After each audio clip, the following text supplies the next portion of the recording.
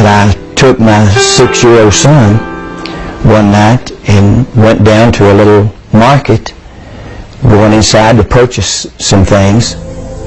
And on the way in to that market, I met a gentleman coming out the door, and an argument erupted, and before I knew it, I had just hit him, knocked him down, and he fell into a stack of bottles.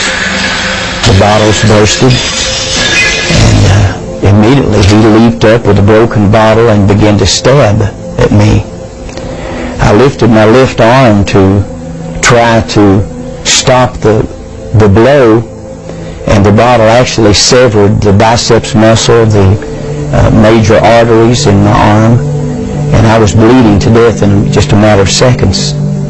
But full of anger and hatred and rage, I kept fighting and kept bleeding. My little son was screaming. He was hysterical. But the man that ran the store came over and said, if you don't get to a hospital, you'll bleed to death in just a few minutes.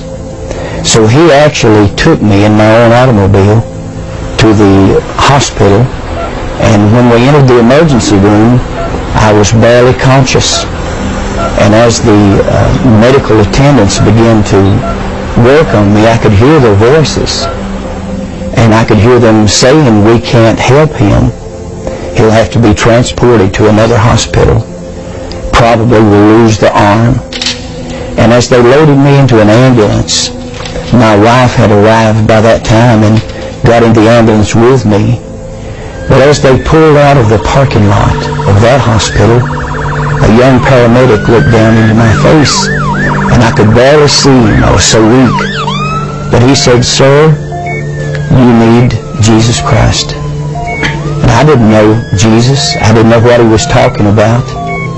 So my reaction to that was to begin cursing. And again, he stated to me, "You need Jesus."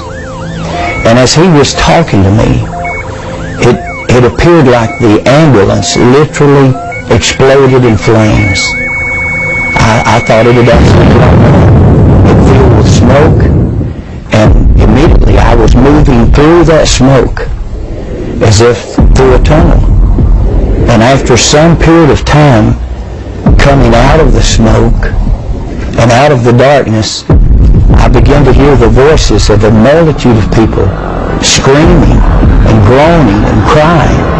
But as I looked down, the sensation was looking down upon a volcanic opening and seeing fire and smoke and people inside of this burning place screaming and crying. They were burning, but they weren't burning up. They weren't being consumed.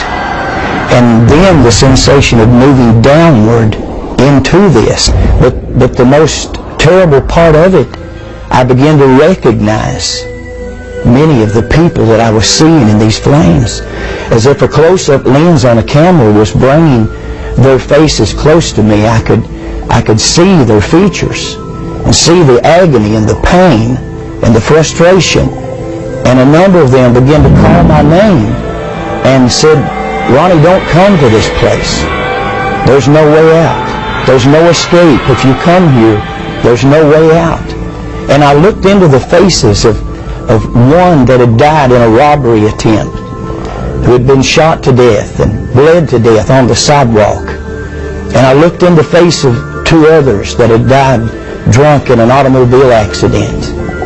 And I looked into the face of others that had died of drug overdoses, that we had partied together, and the agony and the pain.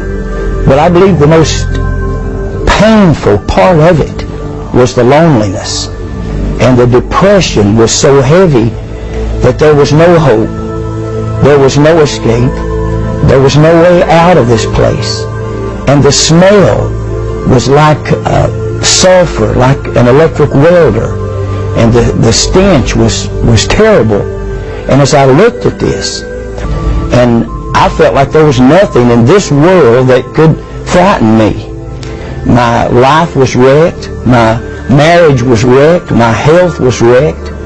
But now I'm seeing something that literally scares me to death because I don't understand it.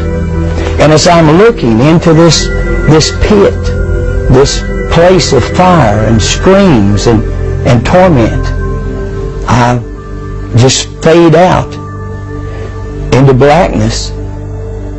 And when I open my eyes, I'm in a hospital room in Knoxville, Tennessee. My wife is sitting by. There have been multiple stitches put in my body. My arm was spared. There was almost 100 stitches, and I still hear the screams.